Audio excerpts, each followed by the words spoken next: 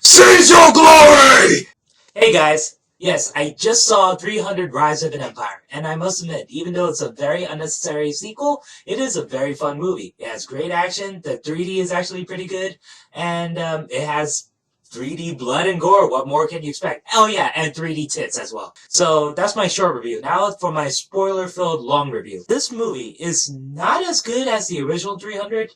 I mean, the thing about the original 300 is that, of course, it was the first of its kind. You know, its style was original at the time, its visuals was original at the time. So this movie has a lot to live up to.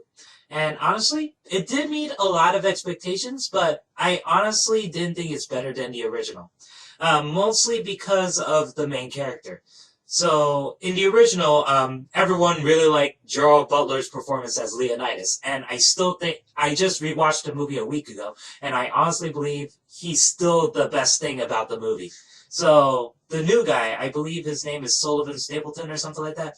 He plays the main character, the Mysticles, and unfortunately, he seems a bit bland. I'm not against the actor. I think he did a good, fine job actually. But this guy, compared to Leonidas, he's like a very generic guy. There's almost nothing to him, unfortunately. And it's not the actor's fault. It's just they didn't add too much to this character. But I do realize what they're going with this movie because the movie was originally supposed to be about Xerxes, but then they changed it to Battle of Artemisia or something like that, and then it finally changed to Rise of an Empire. And when you see the movie, you realize that not even Xerxes is the main character in this. He only appears for like 5 to 10 minutes in this whole movie, even though it showed his origins, which is very interesting. But it focused on Evergreen's performance as Artemisia. Oh my god, Evergreen. She is not only beautiful, but she was batshit insane in this movie. She ate it all up, and it was glorious to see. 300 is not exactly a sequel, it's more of a cycle, because it has the origins of Xerxes, and then it goes to the side story of when 300 Spartans were fighting at the Hot Gates. It's happening at that same time, and then the final, I say 20 minutes of the movie have to deal with right after what happened at the Hot Gates. So it was one, I don't know what kind of sequel to call this. I guess you could just call it a spin-off or cycle. I don't know. What's the right term? You'll find it out. If you haven't seen 300 in a while and you plan to, if I were you, watch it after you see Rise of an Empire. Because there are some things that screw up the timeline. Because that's the problem with this movie, actually, because it references so much into the original 300 because it's taking place almost at the exact same time. So how the movie starts? It starts with Lena Headey doing a narration, just like Dilios, played by David Wenham, who was Faramir in Lord of the Rings. He narrated for the original 300. In this one, Lena Headey is narrating to a group of soldiers. She says the origins of Xerxes. The Mysticles was leading his army against Xerxes' father. And I must say that the Mysticles is pretty badass because the opening scene, it just goes straight into the action. You see blood and guts, swords, extreme slow motion. Seriously, the slow motion, if you thought the slow motion was too much in the original 300, no, this one takes it up a notch, 12 notches. Seriously, 12 notches. It was insane how slow everything is. Because the entire scene, they're running in slow motion in the rain. And then they went to the Persians, and then they do the fast motion, then the slow motion, then the fast motion, then the slow motion, and all that stuff. So if you didn't like that in the original 300, you're gonna hate it here. So if 300 wasn't your cup of tea, this movie won't change your mind at all. If I were you, don't watch it if you hate 300. But if you like 300 and you like the style, this one, I must say the visual style is pretty damn impressive. But the thing is that at least in 300, I really like the colors of the sepia tone, the warm yellows and the oranges, and then at night is kind of like a cool blue. In this one, it's a little darker blue because the movie doesn't take place at night that much. It takes place during the day, but it's so cloudy, so it's just dark blue, and they're in the middle of the ocean. Oh yeah, this movie doesn't take place at the ground that much. This is mostly a naval battle movie. So if you don't like naval battles, you should watch this one. Themistocles kills Xerxes' father. Xerxes meets up with Artemisia, and Artemisia kind of brainwashes him into become the God King. So you see the original form of Xerxes, who looks like an ordinary guy, who's played by Rodrigo Santoro, and yeah, he's back again. And it doesn't explain how he becomes Xerxes, because Xerxes goes into this pool that's kind of like the Lazarus pit from Batman. And then he goes into it. Then when he comes out, he's like 2 feet taller, bald, and has jewelry. I wonder if that means time has passed since he become the God King, but honestly, it really didn't explain how he became that tall and has that deep voice.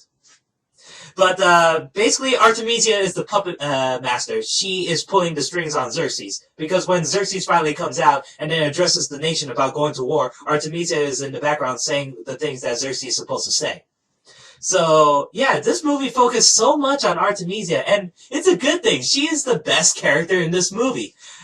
Which is weird, because Leonidas was the best character in the original 300, who's a hero, and in this one, she's the villain, and they explain her origins as well. She was a Greek, and she witnessed her family murdered and raped right in front of her. Then she was taken as a slave, and she was raped as well, until she meets up with a very familiar face. Remember the Persian messenger in the original 300, the one that Leonidas kicked down? Yeah, turns out that he was the one who raised Artemisia. So it was nice seeing the same actor again. But you know what's the weird thing about this? He trained her to be one of the best fighters ever. Seriously, she is extremely skilled. He taught her. And I'm like, dude, you just got knocked down with a kick in 300. I don't know. I don't know how come he seems so strong in this movie, but seems so weak and helpless in the original. I guess that shows how badass Leonidas is, or how much of a wimp this guy turns out to be. I don't know. Artemisia grows up, and another reference to 300. Here, that's the thing about this movie. This movie references so much of the original 300. Because in this version, Artemisia is the one who kills all the kings for Xerxes' father. And these are the same king's heads that the Persian messenger had when he threatened Leonidas in the beginning of 300. So yeah, it shows the same skulls, but these ones still have the flesh. This happens before he showed up with skulls. So yeah, explain that one. So Artemisia is a badass general, and she is batshit insane. She's crazy as fuck, and you can see it in her eyes. Oh my god, Evergreen is so expressive with her eyes, man. Wow. If I ever see that character in real life, I would shit my pants. She is insane. But my god, is she hot. Woo! Themistocles is sad that he didn't kill Xerxes at the time, because he had a chance to, but he decided not to. He only killed Xerxes' father. So, Xerxes wants to bring the Spartans to fight against the Persians, but this is happening at the same time as 300. At first, I thought it's supposed to be 10 years later, because she said it happened 10 years ago, but it turns out that this the story she's telling happened the exact same time as Leonidas.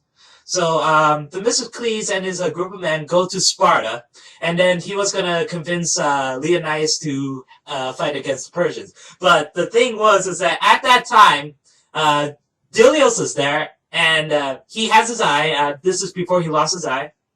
And he's like, oh, I'm sorry, you just missed the King Leonidas and the Persian messenger. Yeah, he kicked the Persian messengers down the pit. And the Themistocles like, oh, I just came right on time. That's quite a convenience. So the Themistocles talk with Queen Gorgo. And the queen is like, oh, you missed Leonidas. He just went up the mountain to go see the oracle. And I'm like, seriously, I don't know what to feel about this writing. Because, you know, oh, you just missed Leonidas. He kicked down the Persian messenger. Oh, you missed Leonidas. He's just climbing on top of this mountain now. So Themistocles is like, wow, what a huge coincidence. Seriously, everything's a fucking coincidence.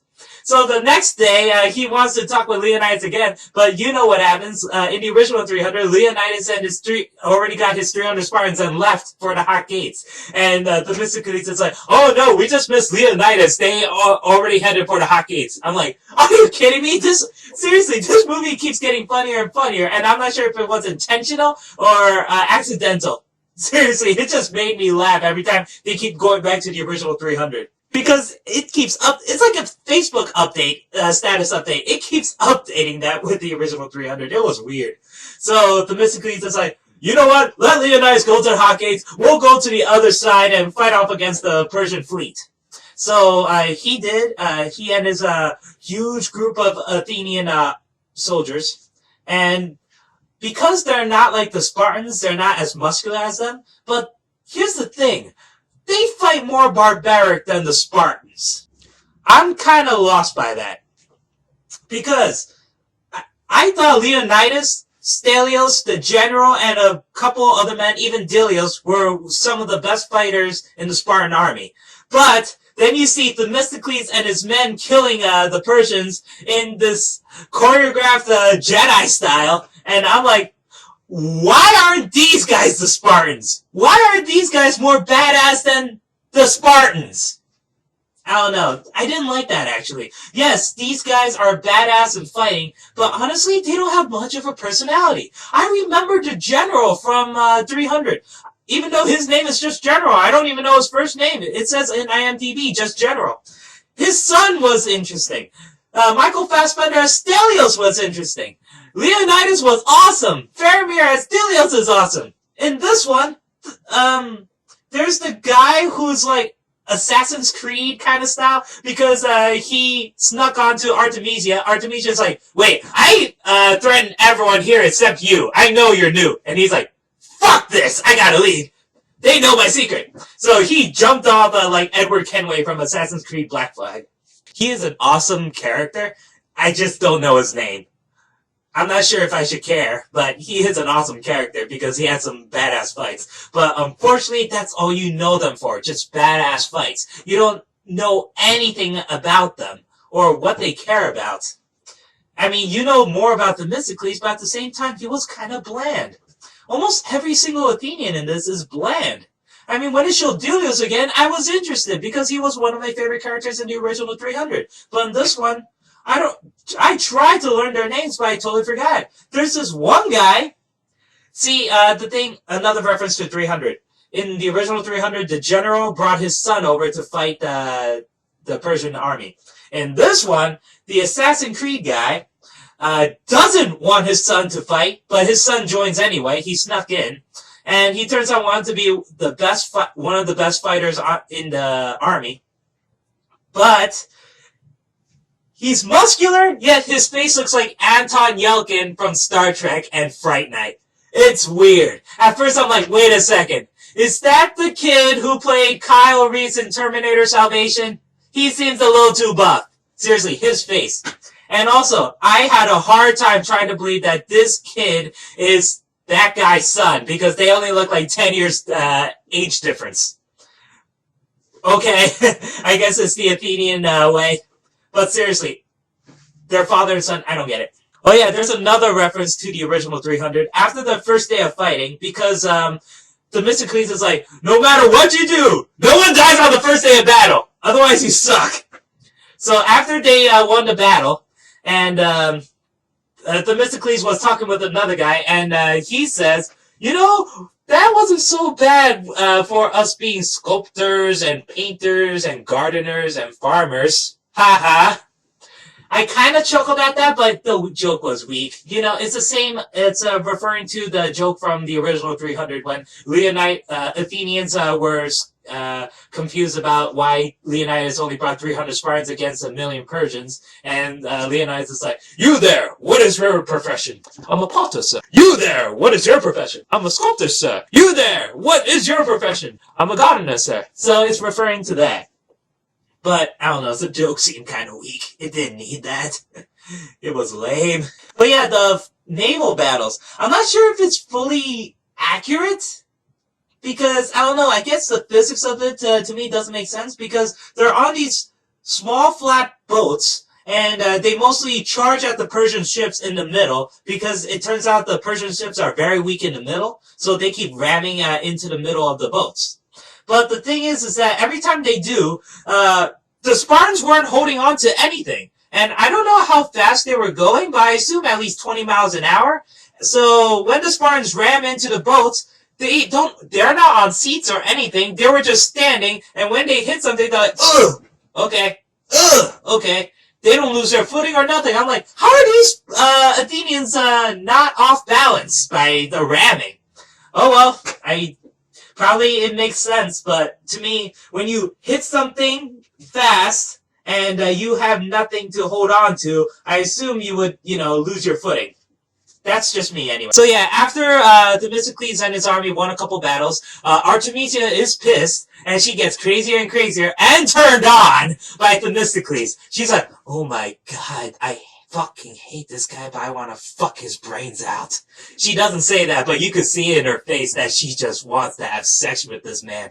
The man she's supposed to kill. She sends a messenger to Themistocles, and the messenger's like, if you don't come with me, then we'll basically just kill all of you. And Themistocles is like, you should have just said that in the first place, jeez. So he meets up with Artemisia, and even though I say Themistocles is kind of bland, he has very good chemistry with Artemisia.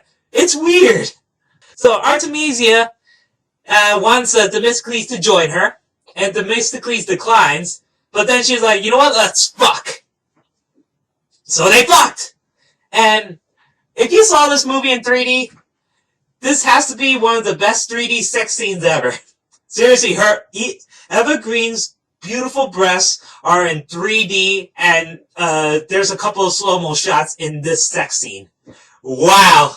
Yes, it made me laugh. It is entertaining, it is hilarious, but at the same time, it was hot. Really hot, because it's Eva Green. And I'm like, damn, I wish you could do that to me. It ends at a funny point because Themistocles is like, I will never join you. And Eva Green's like, fine, I don't want to finish fucking you anyway. So they just finish right there. And Themistocles has this look, he's like, oh, I didn't finish. I didn't come yet. And Eva Green's like, it's your fucking fault. You shouldn't have said anything. So yeah, that sex scene is something to see. Just go watch this movie for that sex scene. Just go watch the movie for Eva Green because her performance was really, really good. She's not a slut. She's just a crazy, badass chick who is hot. Woo! Psst. Right after that, Artemisia's like, you know what? Fuck my generals, I'm gonna have them all killed. And you know what? She punishes her generals because she expects results. So every time her general's like, you know what? I'm gonna win the battle today. They don't. So what happens? Mostly the punishment is putting the giant rock-like locks on them, and they drown in the ocean. Head first. And I'm like, ooh, that's a terrible punishment. Wow. And yeah, she kills off her generals, and then she's like, you know what? I'm just gonna lead. I'm just going to do things my way. So she's, like I said, she's badass. She has a bow and arrow, and it's a fire arrow, so she, let's go. And it turns out that they put oil in the ocean all around Themistocles' fleet. And it is one of the most beautiful. This movie is beautiful. It is really beautiful. And the slow-mo shots makes it even look more beautiful. The Persians send suicide bombers to attack Themistocles, and Eva Green's like, you know what, fuck it, I'm gonna do this on my own. And then you see fire everywhere. One of the most beautiful 3D fires I've ever seen. And, there was a huge-ass explosion as well, and I'm like, I don't know if the Persians know about bomb making, but I'm pretty sure that it doesn't explode like Hiroshima. Seriously, that was a big-ass explosion. So Themistocles and a few hundred of his fleet survive, but they are mostly injured, and Themistocles is devastated by his loss. But it turned out it provided enough time for Leonidas, because at that point, Leonidas and his 300 Spartans die. Really, right at that point. And I don't even know how news traveled that quickly, because they just said, when they told us to Themistocles, that there's another character from the original 300 named Daxos. He was the Athenian. He rides on horseback, immediately tells Themistocles that Leonidas and his 300 Spartans just sacrificed themselves. Just now. Like, right now. Not like an hour ago, just now. I was like, how does news travel that fast? It's not like you guys are that close. Xerxes chopped off Leonidas' head, and he threatens with it. And Themistocles is like, the Spartans gave us a great sacrifice. So Themistocles wants to fight one more time. So the thing is that if you watch the original 300, remember the council scene in Sparta about Leonidas trying to send more troops to aid Leonidas? Yeah, in that movie, it's already been resolved, and this happened before Leonidas got killed off. So Themistocles goes to Sparta and talks to Leonidas, who is devastated by the death of her husband, of course. But for some reason, she says that she doesn't want to send the soldiers. I'm like, you talked with Leonidas about this, that you don't care if how he comes home. Either dead or alive. That's all she cares about, as long as it's on his shield, his honor. She did all this thing with the council, and she wanted to send troops, and the council agrees. And this happens right before Leonidas and the 300 Spartans die. But when Themistocles comes back, she's thinking about not sending the Spartans. I don't get that. I'm like, why would you change that? I guess a normal person would have second thoughts, but wouldn't you want to avenge your husband's death? Wouldn't that be your first thought? Not just extreme I don't know. It's just weird to me. That scene wasn't necessary. Because she already agreed to it in the original 300. You don't have to add more, delay it more. I don't know. I didn't like that scene in this one. It was unnecessary. And then you see the scene with the hunchback, and he didn't need to come back. Seriously? No. Why do you have to include him? I mean, he was okay in the original 300, but in this one, he didn't really add anything. He's just telling people, yeah, Xerxes killed Leonidas and he's gonna kill everyone. That's it. Nothing else. Another unnecessary scene. And you know what? This movie is even shorter than the original 300 by 10 minutes. I feel like if they keep cutting off, this movie will probably be 90 minutes. So, Themistocles is gathering up his army, and he only has 6 ships left. 6 ships. After Artemisia killed off most of them. And Artemisia thought Themistocles died, but when the hunchback came back and told her the news that Themistocles is still alive, my God, the look on her face. It's a mixture of being confused, happy, and turned on. Because she was angry that she didn't kill Themistocles, but she's happy that Themistocles is alive, and she wants to have sex again. You can see in her eyes, my God. And Xerxes bitch slapped her because she's like, she wants to kill Themistocles with her entire navy, and Xerxes is like, no, this could probably be a trap. Oh, speaking of which, Xerxes' voice is much better in this version. I have to admit, in the original, he sounded extremely weird, but in this one, yeah, he kind of has the same kind of voice, but they toned it down, so he sounds more human. I guess it makes sense since Leonidas cut off his lip, so it made him seem more human now. I guess that's the point, but his voice is more understandable in this one.